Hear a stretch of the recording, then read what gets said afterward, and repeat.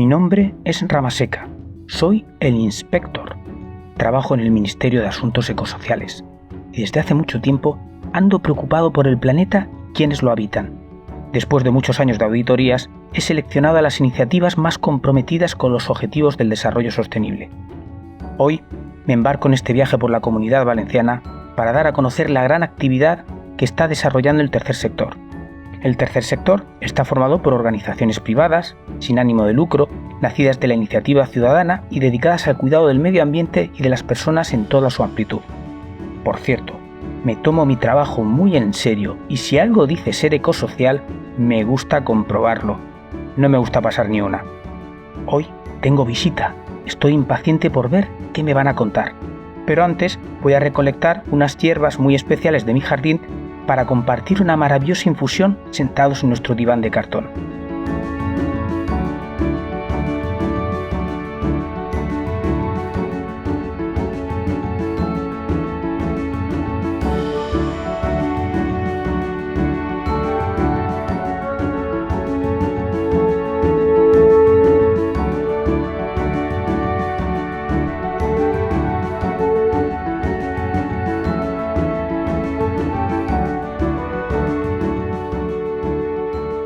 Una fundación que nace con la voluntad de recuperar y preservar una finca medioambientalmente.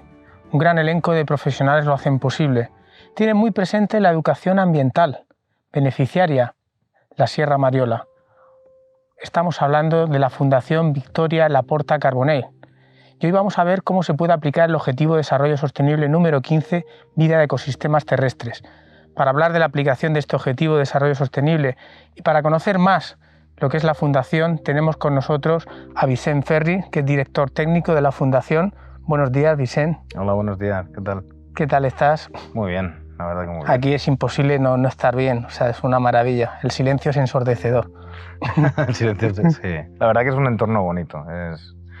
Ya llevamos muchos años intentando cuidarlo y gestionarlo y, bueno, pues estamos en el centro de la reserva del Buscarró, y en una finca, en una propiedad de 700 hectáreas en pleno Parque Natural de la Sierra de Mariola. Pues es una maravilla. Te pregunto a nivel personal, ¿cómo y cuándo decidiste formar parte de la Fundación? Yo tuve la suerte y la Fundación tuvo el desatino, ¿no? Estaban buscando un biólogo, una persona que fuera de aquí de la zona, que conociera un poquito el entorno.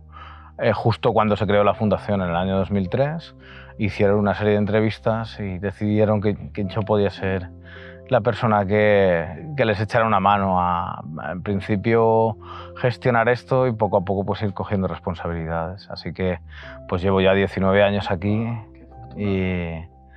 y bueno, no, fue una decisión fácil porque bueno, en su momento yo tenía distintas opciones laborales, pero me conquistó el estar aquí intentando recuperar ambientalmente una finca tan bonita en pleno Parque Natural de la Sierra de Mariola, a 15 kilómetros de donde nací, donde me he criado y donde pues fue una oportunidad fantástica y lo tuve muy claro.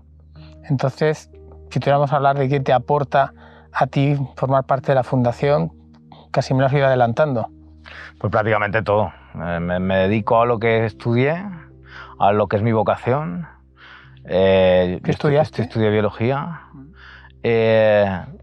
O sea que trabajar en una entidad sin ánimo de lucro que se dedica a la conservación y a la preservación de los ecosistemas mediterráneos, en las montañas donde me he criado, donde adquirí esa vocación o donde empecé a darme cuenta que me gustaba tanto la naturaleza, que me gustaba tanto vivir en ella. Y luego pues es eso, es un trabajo que me permite estar la mitad o el 60 o el 70% del tiempo en el campo gestionando de forma activa, viendo fauna y disfrutando de la naturaleza al mismo tiempo que trabajas y ayudándola a sobreponerse a determinados procesos de degradación y luego la otra mitad del tiempo pensando en el despacho, redactando proyectos, intentando pues conseguir financiación y así que es un trabajo muy compensadito y la verdad que yo soy muy feliz. En plenación, trabajando lo intelectual y trabajando la parte práctica. Exacto. Muy equilibrado. ¿Cómo nació la Fundación y quién la impulsó con tanta dedicación? Bueno, como el nombre de la fundación indica, Victoria Laporta era una señora natural de Alcoy, pero que vivía en Alicante, pero era una señora muy particular porque le tenía un aprecio especial a la finca Buscarro.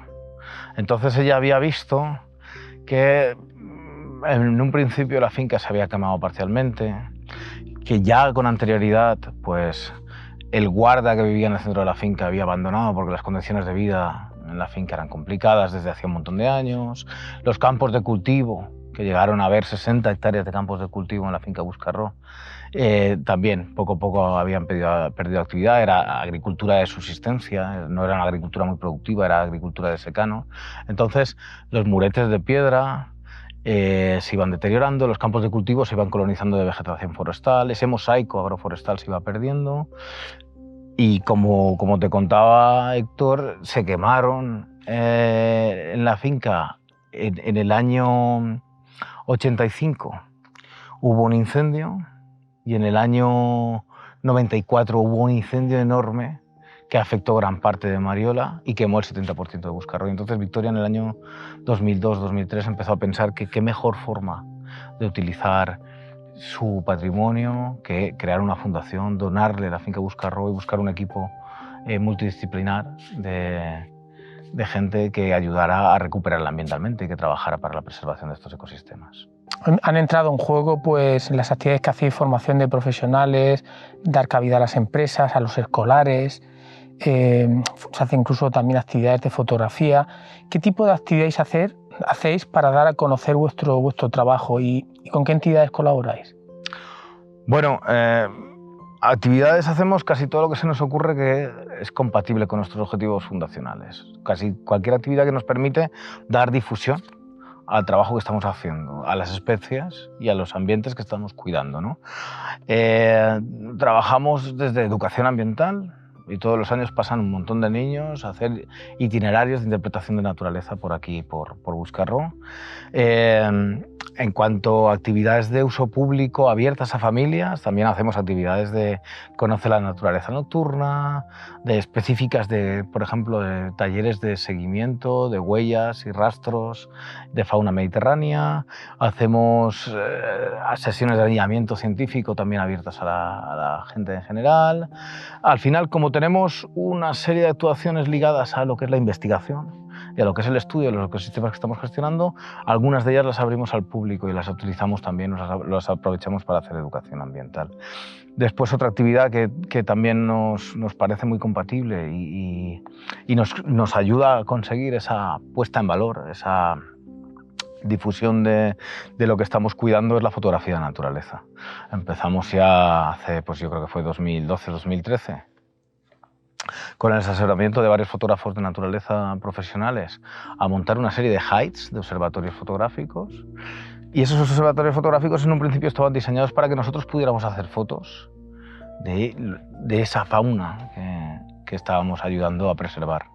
Pero nos dimos cuenta que era una actividad muy compatible y que el sector de la fotografía de naturaleza, los fotógrafos y fotógrafas son gente normalmente que ama la naturaleza y que intenta preservarla y que intenta no perturbarla y no afectarla, ¿no? Y empezamos a ofrecérselo al público y están pasando pues, de 120 a 150 fotógrafos de naturaleza al año a hacer distintas sesiones. Así que, bueno, pues después, conforme vamos sacando distintos proyectos, también tenemos en cada proyecto planificamos una serie de actividades de educación ambiental asociadas a los proyectos que se unen a todas estas estrategias de uso público que te he ido contando. Qué bueno, porque evidentemente desarrolláis una actividad en relación con los ecosistemas, pero ponéis en valor cada paso que dais y eso es muy importante, porque hoy en día la comunicación es fundamental. Parece ser que a lo mejor lo que no se cuenta no existe y después de todo el trabajo, qué bueno que tenga ese seguimiento y esa proyección en la educación ambiental. La vuestra es una iniciativa privada ligada a la gestión agroforestal de la finca Buscardo. Eso llevó a la declaración de reserva de fauna silvestre. ¿Qué es esta declaración exactamente? ¿Qué es esto? Bueno, cuando empezamos a trabajar aquí, en el año 2003, pensamos que la primera fase era muy, muy importante, saber qué teníamos, saber cómo estaban los ecosistemas y qué especies habían asociadas, ¿no? Y entonces hicimos inventarios botánicos, inventarios forestales, hicimos inventarios orníticos, ornitológicos, estudiamos las especies de anfibios y otra fauna que teníamos asociada a las lagunas, a las charcas, a los puntos de agua que tenemos aquí en la reserva. Y en esa fase de estudio, a partir de la cual pues empezamos a hacer el plan de ordenación forestal de la finca Buscarró, el plan de gestión cinegética y otra serie de planificaciones, nos dimos cuenta que teníamos algunas especies de fauna muy interesantes, catalogadas, protegidas, o a nivel autonómico, o a nivel estatal, o a nivel europeo, ¿no? Y algunas de ellas, pues unas cuantas especies de aves y las especies de anfibios que teníamos asociadas a nuestras charcas, en nuestros puntos de agua. Entonces pensamos que, bueno, la Reserva de Fauna Silvestre es una figura específica de aquí, de la Comunidad Valenciana, que te permite ser tú, es decir, una asociación, una ONG, una fundación, un colectivo de vecinos, una sociedad de cazadores, el que promueve la declaración de Reserva de Fauna Silvestre, y eso hicimos. Fuimos a la consellería y les dijimos, mirad, tenemos estas especies de aves y estas especies de anfibios que son muy interesantes. En nuestro ADN, en nuestra forma de ver, en nuestros objetivos fundacionales está el preservarlas, el echarles una mano. Y entonces nos gustaría que nos declararais esta zona de Buscarró como reserva de fauna silvestre para tener un plan de gestión además específico asociado y hacer esa protección de... Entonces, bueno, pues desde el sapo común, el corredor, el moteado, el partero, alguna vez hemos encontrado algún renacuajo de sapo de espuelas también, al gallipato, por ejemplo, Gallipato que no también. estaba, pero era un entorno fantástico y hemos hecho una reintroducción súper exitosa, pues el azor, el águila real, la coyalba rubia, la curruca rabilarga, el escribano montesino, especies que son muy características de nuestros ecosistemas y que en determinadas zonas están en declive o que son muy sensibles a las alteraciones del hábitat y que nosotros aquí ponemos un montón de empeño en cuidarlas, en echarles una mano. Que muy poca gente que sabe que el paisaje mediterráneo es uno de los 34 puntos, creo, de biodiversidad más importantes del planeta. Y eso se nos pasa por alto. Mucha gente piensa que todo se reduce a pinos, a repoblaciones monoespecíficas, y aquí tenemos una biodiversidad y una variedad que no tiene nada que envidiar a muchos otros sitios. Sí. Bueno, como tú dices, este entorno, como te comentaba, el mosaico agroforestal tradicional, la diversidad que tenemos en nuestros bosques, porque es verdad que hay zonas donde tenemos repoblaciones monoespecíficas de pino carrasco, ¿no? Pero en nuestros bosques naturales son con sus encinas, con su roble valenciano, las coscojas, el lentisco... Claro, y ese tipo de formaciones con ese tipo de mosaicos son fantásticos para la biodiversidad. Las zonas que a lo mejor no tenemos bosque, pero son zonas de matorral mediterráneo específico, también albergan una serie de especies que son súper interesantes, ¿no? Entonces, eso es lo que intentamos desde la Fundación. Como comentabas, la gestión forestal sostenible era casi una de nuestras prioridades, porque el 70% de Buscarró se había quemado. Y entonces necesitábamos echarle una mano para que la regeneración natural no fuera, porque muchas veces la regeneración natural es poco eficiente a la hora de conseguir bosques diversos y bosques maduros, porque hay especies como el pino carrasco que te comentaba que son pirófitas, les gusta quemarse y entonces después germinan de una forma muy extensa, muy agresiva, y entonces como que ahogan al resto de la vegetación preexistente, ¿no? Entonces, pues eso, la gestión forestal sostenible era una prioridad y hemos trabajado muchísimo y hemos trabajado sobre muchas hectáreas y entonces esa es la idea un poco de la Fundación. Son nuestras líneas principales de trabajo. Y la recuperación de usos tradicionales, no sé si estamos hablando ya del aspecto más antrópico o antropizado de la naturaleza, ¿cómo está funcionando la recuperación de usos tradicionales? Bueno, es difícil. Aquí había, como en todas las zonas de montaña valencianas y en casi toda la cuenca mediterránea, había usos tradicionales muy importantes. Aquí, por ejemplo, tenemos un inventario de los hornos de cal. La producción de cal Era una actividad tradicional que le daba de comer a bastantes familias. La cal se utilizaba para la argamasa, se utilizaba para pintar, para blanquear, se utilizaba para desinfectar Claro, que corrales. tenemos una zona de roca calcárea muy pronunciada. Claro, este suelo es aquí, todo calizo. en este paisaje. En esta reserva tenemos 34 hornos de cal antiguos y era una actividad que además ayudaba o estaba como muy relacionada con la gestión forestal, porque para habilitar un horno de cal simplemente necesitas hacer pues, un agujero en un sitio concreto, después con una argamasa especial y con piedra pues consigues conformar tu horno de cal, ¿vale? El tema es después para quemar la cal. Para quemar la cal necesitas estar durante 3 días o 4 días, dependiendo de cómo vaya el proceso, de las temperaturas que consigas conseguir, valga la redundancia, metiéndole combustible. Y ese combustible era un combustible que se sacaba directamente del monte, que normalmente era matorral, eran atillos o garbones que decimos por aquí de matorral, ¿vale? Y ese era un matorral que la gente todos los años iba cortando, dejando secar y utilizando para... Entonces, nosotros no somos muy partidarios de eso, de la limpieza de los bosques, pero sí que era una actividad tradicional que hacía que parte del combustible o que alguna de las especies se seleccionaran, dejando huecos para que otras especies tuvieran oportunidades, dejando claros, haciendo que los bosques fueran un poquito más diversos, ¿no?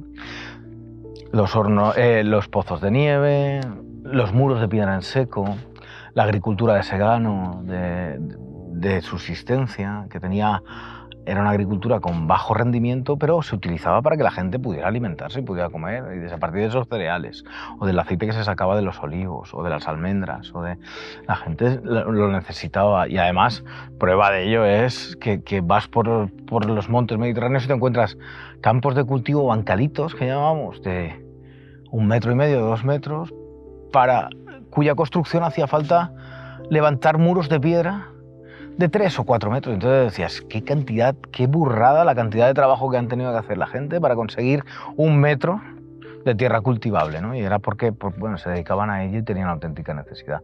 Entonces, nosotros intentamos recuperar los usos tradicionales, pero es verdad que lo hacemos de una forma, pues por ejemplo, el muro de piedra hemos recuperado más de 500 metros cuadrados de muros de piedra, pero porque nos ayudan a contener la erosión, nos ayudan a mantener el suelo fértil, nos ayudan a preservar ese mosaico agroforestal y además son sitios fantásticos para que la fauna y la biodiversidad encuentre cobijo, encuentre refugio, Pero claro, no nos vamos a poner a recuperar hornos de cal que ya no tienen funcionalidad, ya no tienen actividad, ¿no? Entonces, pues depende, ¿no? Hay usos tradicionales que sí que nos gusta hacer, recordarlos, explicarlos, interpretar naturaleza y que la gente pueda entender cómo estos bosques, porque todos estos usos han ayudado a conformar los ecosistemas que hoy tenemos y que hoy conocemos, pero hasta ahí llegamos.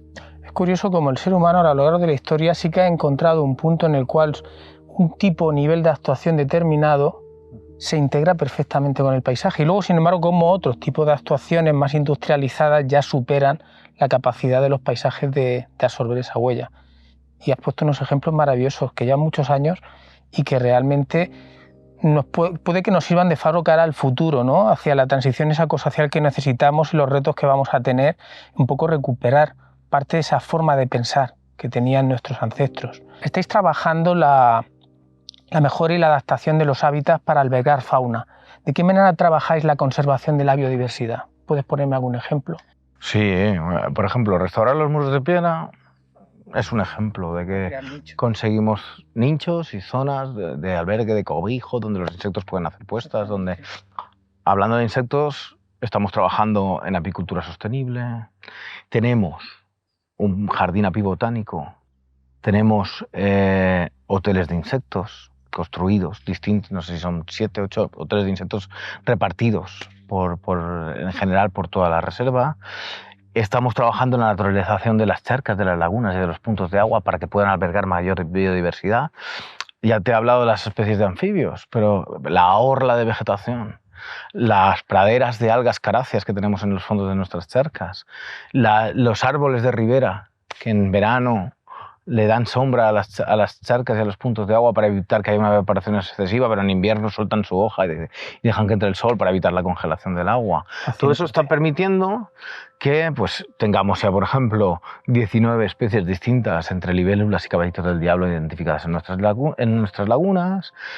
Cajas nido, tenemos colocadas 120 cajas nido para paseriformes, más cajas nido para rapaces nocturnas, más cajas nido para murciélagos, Al final, casi cualquier opción que se nos ocurre para echarle una mano a la fauna que existe o que existía aquí, la intentamos poner en práctica, ¿no? Y prueba de ello es que en esos inventarios que hicimos en 2003, 2004, 2005, pues por ejemplo detectábamos unas 40 especies de aves y que ahora saltamos las 60 especies de aves nidificantes.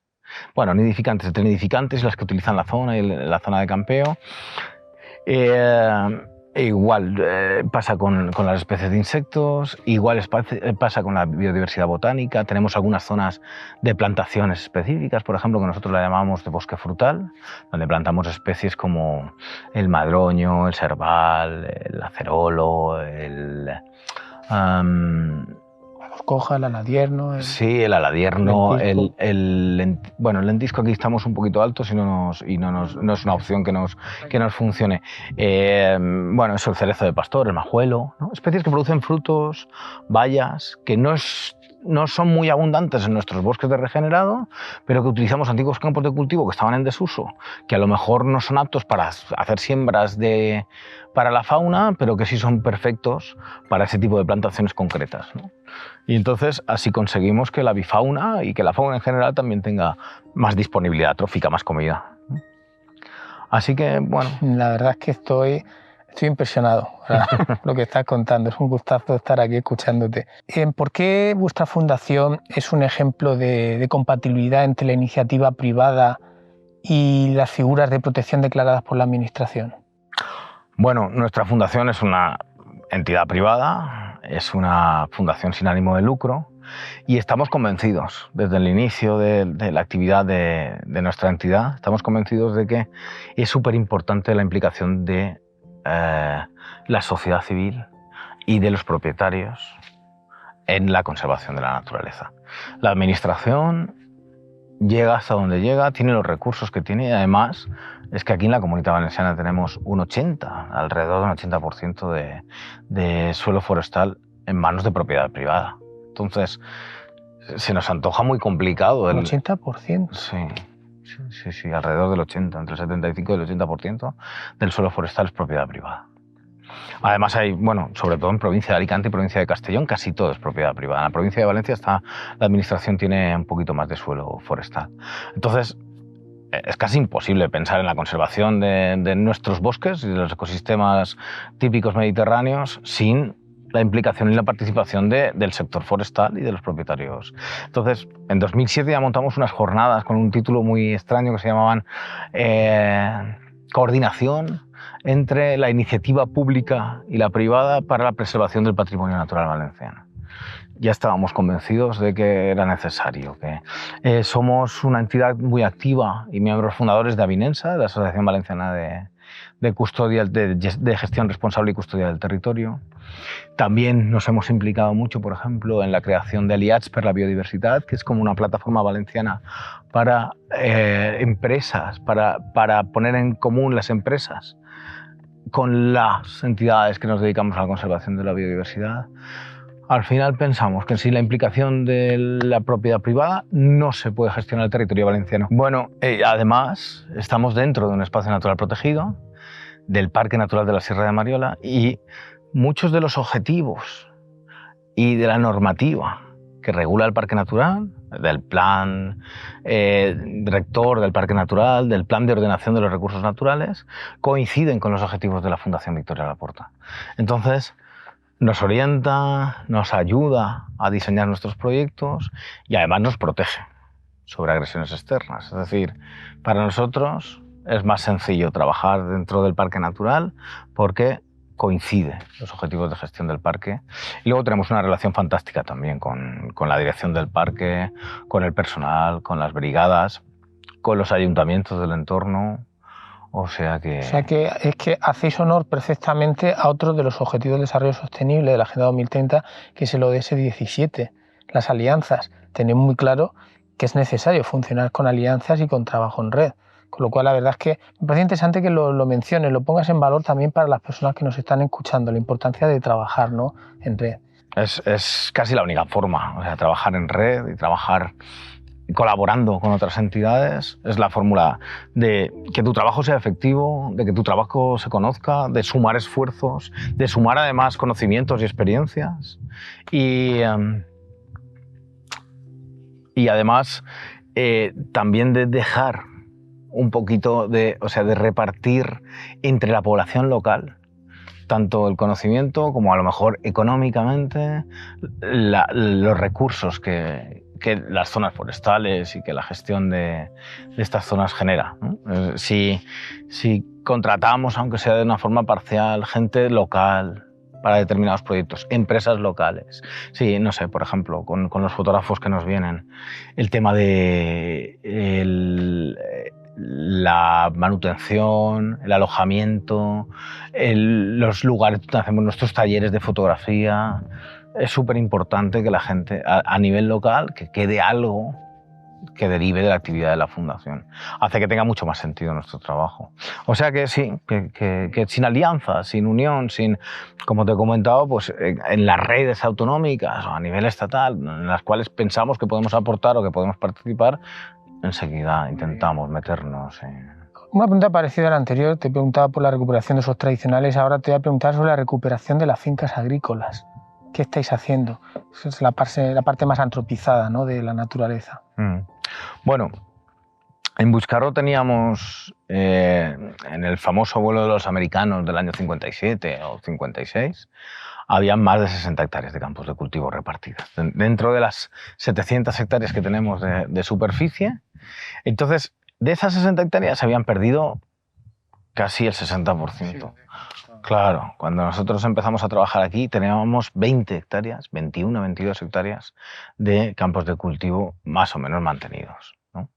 Entonces, uno de nuestros objetivos principales fue, primero, que esos campos de cultivo se siguieran manteniendo y utilizarlos.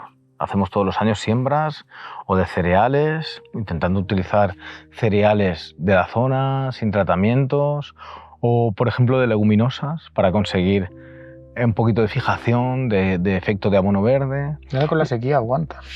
Sí, son especies que, bueno, es verdad que como no hacemos estas siembras para aprovechamiento, es decir, como no recolectamos lo que sembramos, sino que lo sembramos primero para que el suelo no se empobrezca, para que se mantenga cultivado, y segundo, para que la fauna, para que los herbívoros que tenemos en esta zona tengan una fuente de alimento extra, ¿vale?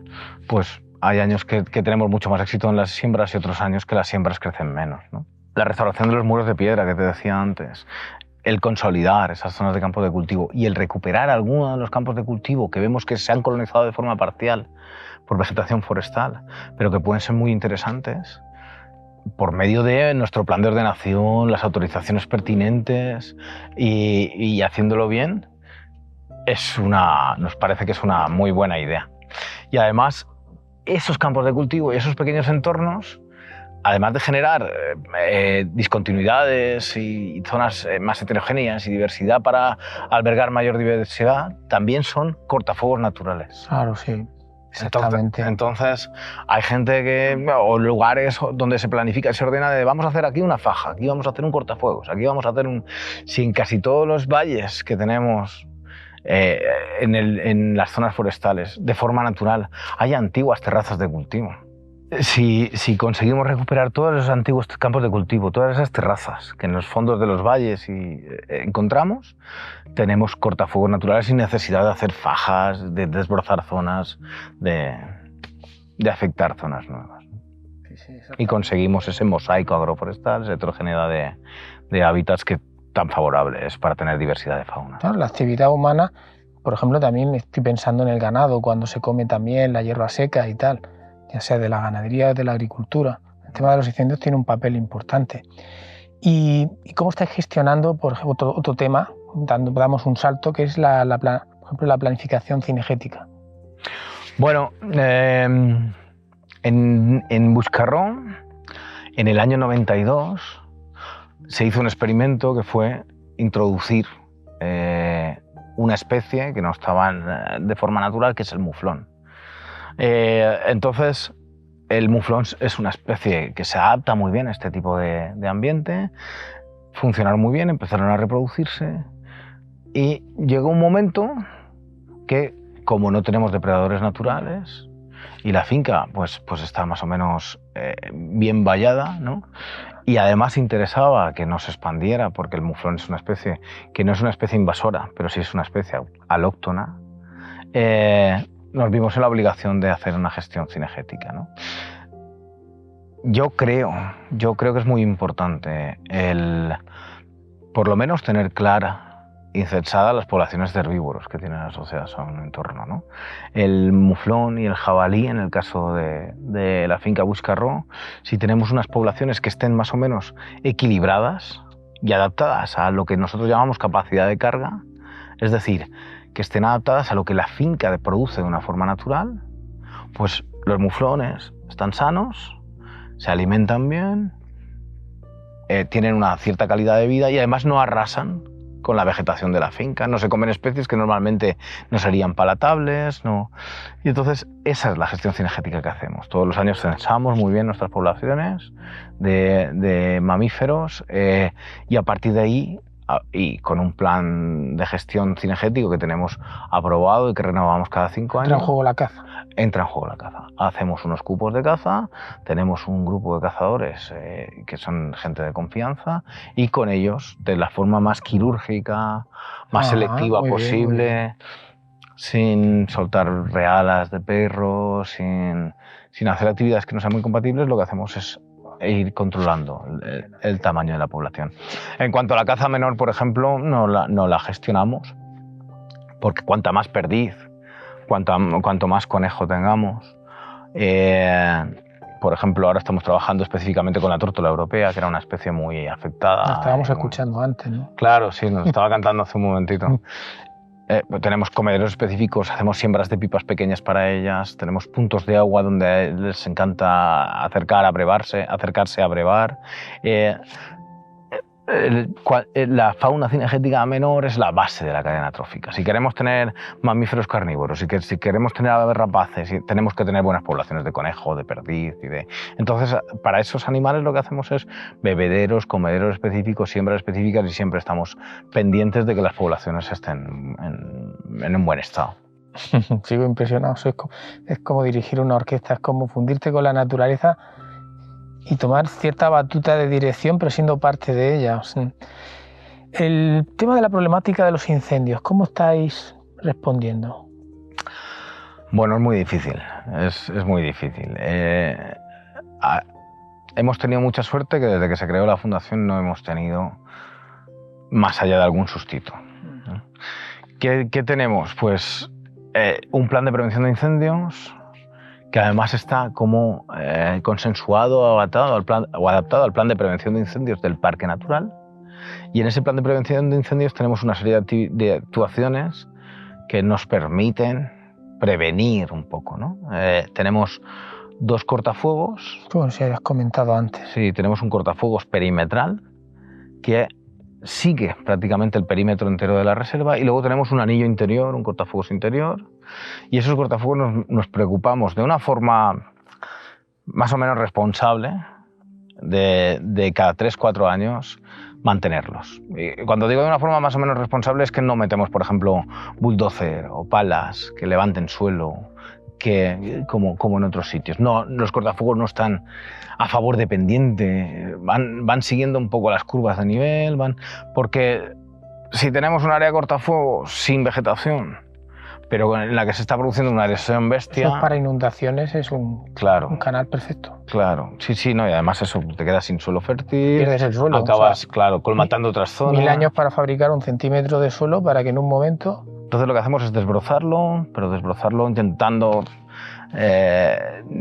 no mover muchas piedras, por ejemplo, y cada 3 años y somos responsables en ese aspecto. Y después hacemos recuperamos campos de cultivo, tenemos como fajas que no son fajas tal cual, sino son zonas de cultivo normalmente cerca de los caminos, que nos permiten pues, tener 20 metros a un lado, 20 metros al otro de zona en la cual se podría atacar un fuego, en la cual se podría parar un fuego. Pero los bosques mediterráneos están acostumbrados al fuego y el problema es el tipo de fuegos que estamos teniendo ahora asociados al cambio climático, fuegos muy potentes, muy difíciles de parar, por causas que no eran las habituales y además muy recurrentes. Si tienes un fuego, como pasó aquí en el año 94, pero después el bosque tiene tiempo de recuperarse y tú le echas encima una mano, pues al final consigues otra vez tener bosques más o menos diversos, maduros, interesantes. Si tienes un fuego hoy, un fuego dentro de 5 años, un fuego dentro de 10, al final ni las especies rebrotadoras lo resisten, ni las germinadoras, ni... Entonces, bueno, pues ahí está nuestra preocupación y nuestro trabajo. Y algunas incluso pueden perder su capacidad, ¿no? Rebrotadoras, sí, se queman antes de tiempo. Claro, claro. Y sí, con las rebrotadoras y con las germinadoras pasa exactamente lo mismo. El pino carrasco que hablábamos antes, que casi le gusta quemarse, porque tiene una capacidad de dispersión de la semilla. Con las altas temperaturas, bueno, las piñas salen volando, los piñones enseguida se abren. Si una zona de pino carrasco se quema 2 veces consecutivas en menos de 10 años, los pinos no son lo suficientemente maduros como para que las semillas sean fértiles y entonces ya ni vuelven a germinar. Pues mira, hablando también, vamos a entrar en el tema del bosque porque te voy a preguntar qué tipo de actuaciones forestales hacéis para favorecer tanto la regeneración como el controlar las plagas. O sea, ¿nos puedes hablar un poco del funcionamiento del bosque mediterráneo, de sus características? Ten en cuenta que es muy importante y por qué es tan importante estar pendiente de él con buenas gestiones forestales. Sí, bueno, ya te digo que esa es una de las líneas principales de trabajo desde la Fundación. Nosotros hemos hecho actuaciones tanto en bosques de regenerado, bosques jóvenes de regenerado por incendio, los cuales es súper importante echarles una mano. Y esas actuaciones son normalmente, bueno, nosotros las llamamos resalveos o clareos, y el regenerado tiene tantísima densidad y es tan monoespecífico que o haces cortas o claras específicas o al final nosotros hemos llegado a contar aquí, en colaboración, por ejemplo, con la Fundación CEAM, y ahí volvemos al ODS 17 y a las alianzas, hemos llegado a contar 94 pinos en un metro cuadrado o 200.000 pinos en una hectárea. Esos bosques son completamente inviables porque tienen una cantidad de competencia exagerada.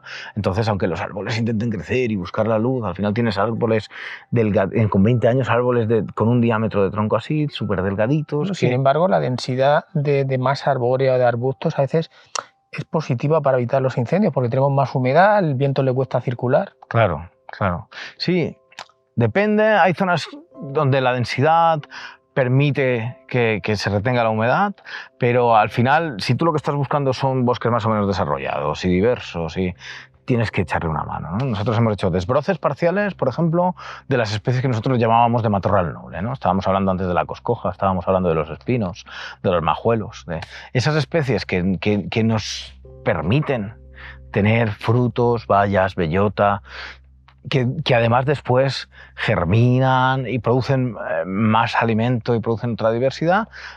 Le hemos quitado competencia alrededor de especies a lo mejor que son en un principio muy importantes tras un incendio, que son primilcolonizadoras, como por ejemplo puede ser la liaga, ¿no? O los mismos golpes de pino carrasco. Pues poco a poco lo que vamos a hacer es que esas especies que compiten con otras especies que son interesantes y que van a conformar bosques más maduros, más climáticos, más resilientes, las vamos eliminando, ¿no? Después hemos trabajado en zonas de bosques más o menos maduros, de bosques de más de 50 años, para abrir un poquito de densidades, ¿no? Si los bosques maduros son muy densos, también el estrato arbóreo evita que entre luz en el suelo, no tenemos un sotobosque interesante, no tenemos germinación natural, ¿no? Y entonces ahí hemos hecho claras. Hemos aprovechado biomasa, que también es otra forma de conseguir algún pequeño recurso para seguir con la propia gestión forestal, ¿no? Hemos hecho plantaciones bajo cubierta de esas especies interesantes que hemos estado hablando todo el rato, ¿no? Al final, bueno, dependiendo de cada zona, no es lo mismo una zona llana que una zona con pendiente. No es lo mismo una zona que esté orientada al sur o de solana que una zona de umbría. No es lo mismo una zona que tenga profundidad de suelo o, como tú dices, un suelo maduro o bien formado o ya con su estructura, que una zona más de roca, con un suelo más escaso, con un suelo más lavado. Entonces, dependiendo de cada una de las zonas, diseñamos nuestros planes de ordenación. Como la mayoría de planes de ordenación tienen una serie de rodales, y en cada uno de los rodales diseñamos unas actuaciones específicas para conseguir eso, para conseguir bosques más diversos, más resilientes, con menos propensión al fuego, y lo vamos aplicando. Y lo vamos aplicando con una gran limitación también. Como hemos comentado, aquí tenemos 700 hectáreas que gestionar. De esas 700, 660 son bosque, son forestales, y los tratamientos forestales son caros. Entonces, con la ayuda de subvenciones, ahorrando de presupuestos anuales y tal, vamos abarcando las actuaciones forestales más importantes. Y entonces, creo que no se lo habían mencionado antes, ¿qué ha supuesto para vosotros la redacción del Plan de Gestión Integral y Ordenación Forestal de la finca Buscardo? Fue uno de los primeros planes de ordenación, según tengo yo entendido, que se redactaron en la Comunidad Valenciana, de una finca privada, ¿vale? Bueno, se tardó unos años en la aprobación del plan, pero ese plan al final te da una serie de objetivos y de actuaciones temporalizadas o insertadas en un cronograma, y te va ayudando, te va guiando para saber cómo tienes que actuar y cómo tienes que planificar. Uno de los problemas que tenemos muchas veces en la gestión de nuestros espacios naturales es la visión cortoplacista. Y cuando tú te obligas a hacer una planificación a 10 años, ya estás intentando averiguar cómo va a evolucionar esta zona de bosque, y 10 años tampoco es que sea un largo plazo, ¿no? Pero ya te obliga a pensar cómo van a ir evolucionando tus bosques y adaptar la planificación a esa evolución. De hecho, ahora vamos a redactar un nuevo plan de ordenación, porque los últimos inventarios son de 2009 y ya ha cambiado mucho nuestro bosque, y ya necesitamos adaptar la gestión forestal a la situación actual. Me parece, la verdad es que una odisea, ¿no? Tener que adaptar la naturaleza a los ritmos, a veces también de la administración o de los planes, me parece todo un arte, ¿no? Es decir, cómo combinas y casas los tiempos que necesita la naturaleza con otros tiempos que se exigen burocráticamente. Bueno, muy difícil, claro. Uno de los motivos que nos ha traído aquí a conoceros es el encontrar ejemplos vivos de la aplicación de los Objetivos de Desarrollo Sostenible. El ODS, o Objetivo de Desarrollo Sostenible número 15, Vida de ecosistemas terrestres, es un objetivo que casa muy bien con vuestra actividad. Vuestra actividad divulgativa y educativa, que ha quedado bastante claro que está muy presente. ¿Cómo ponéis en valor la mención de este objetivo, así como poner en valor la importancia de todos los demás objetivos cara a la Agenda 2030? Bueno, la Agenda 2030 es un principio vertebrador muy claro. Es una línea que tiene unos objetivos muy deseables para cualquiera. Es decir, cuando estamos hablando de reducir la pobreza, cuando estamos hablando de frenar el cambio climático, cuando estamos hablando de, pues eso, aumentar reducir la desigualdad, conseguir la paz, conseguir alianzas. Al final yo no creo que haya mucha gente que lea los 17 ODS y sus metas y su formulación y diga: esto no es bueno. Lamentablemente, últimamente, bueno, entre bulos, conspiraciones y ideologías... A nosotros nos parece, y como tú decías, el ODS 15 cuadra perfectamente con los objetivos de la Fundación y con lo que nosotros queremos conseguir, ¿no? Estamos trabajando para eso, para preservar la vida en los ecosistemas terrestres, para conseguir que haya menos incendios, para conseguir que nuestros bosques sean más maduros y por lo tanto secuestren más carbono, para que los servicios que nuestros bosques producen. Y hemos hablado, por ejemplo, de la producción de biomasa, pero podemos hablar de la miel, podemos hablar de, del esparcimiento y todo el uso público que hemos estado comentando, ¿no? Al final lo que intentamos es que haya un reparto como más igualitario, como más general, y que además se reconozca también que el mantenimiento de estos bosques y la inversión que requiere, y la inversión no solo económica, sino la inversión en tiempo y en cariño y en dedicación, pues tiene que estar recompensada de alguna forma, ¿no? Por lo que nos estás contando, algo estamos haciendo bien, ¿no? Entonces, si tuvieras que resumir brevemente cómo podemos hacer para dirigirnos juntos hacia esa Agenda 2030, así brevemente, ¿qué te vendría a la cabeza? Porque estar haciendo cosas bien lo estamos haciendo. De hecho, tú nos estás poniendo ejemplos realmente esclarecedores. Desde mi humilde punto de vista, creo que nos falta difusión, nos falta comunicación, nos falta... el sector de la conservación, de la preservación de la naturaleza es un sector como muy endogámico y no lo creemos mucho. Pero no sé si conseguimos llegar a la sociedad en general. Y no sé si conseguimos transmitir a la sociedad en general la importancia del desarrollo sostenible, de la consecución de la Agenda 2030, de los ODS, de que necesitamos la naturaleza. La naturaleza nos aporta muchísimo para tener una cierta calidad de vida. O sea, sin naturaleza no tenemos aire, no tenemos alimentos, no tenemos nada no podríamos vivir de la forma que vivimos, de una forma sana, de una forma saludable y de una forma feliz. Y no sé cómo podemos llegar a la población, pero cualquier idea, cualquier cosa que nos surja, que se nos ocurra, para salir de nuestra burbuja, del sector de la conservación y de la gente convencida, y llegar a una población cada día más urbanita, menos en contacto con el campo, o en contacto con el campo de una forma más esporádica, o más anecdótica, ¿no? Creo que nos puede ayudar a conseguir mejores resultados en general. Es curioso porque vosotros sois un ejemplo, como muchos, infinidad de ejemplos en el mundo de la sostenibilidad, en la educación ambiental, de que realmente esos esfuerzos se hacen para comunicar a la población. A lo mejor el problema que tenemos es que hay demasiado ruido, hay demasiada información. Entonces la persona corriente, el ciudadano corriente, tiene que desenterrar en medio de todo el ruido lo que realmente merece la pena. Entonces ahí tenemos un gran reto desde la educación ambiental de cómo hacemos más atractivos esos mensajes para que puedan competir y llegar. Efectivamente.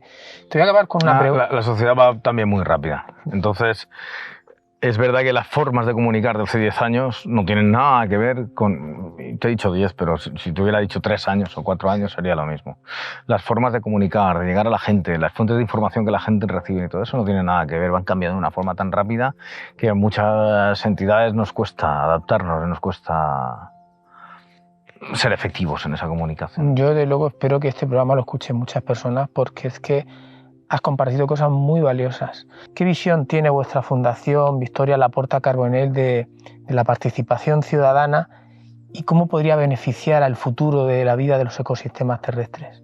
Bueno, ya, como te he comentado antes, pensamos que es totalmente necesario. Hacemos un montón de actividades abiertas a la población en general, un montón de actividades en las cuales queremos tener niños, queremos tener también a sus padres, queremos llegar a la sociedad en general. Sin la participación de la gente, todo esto no tiene tanto sentido, o no tiene prácticamente sentido. O sea, todo lo que hacemos las entidades de conservación y tal, sin llegar a la gente, sin llegar a la opinión pública, sin dejar esas píldoras de educación ambiental, no tiene prácticamente ningún sentido. Y se está demostrando que, por ejemplo, por medio de la ciencia ciudadana, es decir, por medio de actividades que permiten a la gente aportar observaciones, datos científicos y tal, estamos conociendo de una forma mucho más rápida, mucho mejor y mucho más acelerada nuestra naturaleza y lo que la está afectando y lo que la está degradando o lo que la está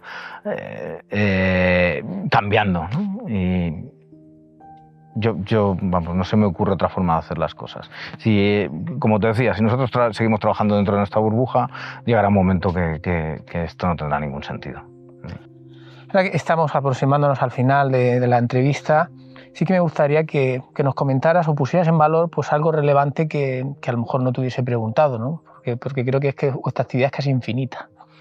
Bueno, como te he contado antes, lo que intentamos es, a partir de distintos proyectos, ir diseñando la forma de gestionar, de hacer esa gestión integral que nos permite preservar ambientalmente la finca. Por ejemplo, el año pasado pusimos en práctica un proyecto que se llamaba Las aves como bioindicadores del cambio climático, porque llevamos muchos años estudiando las especies de aves que tenemos aquí.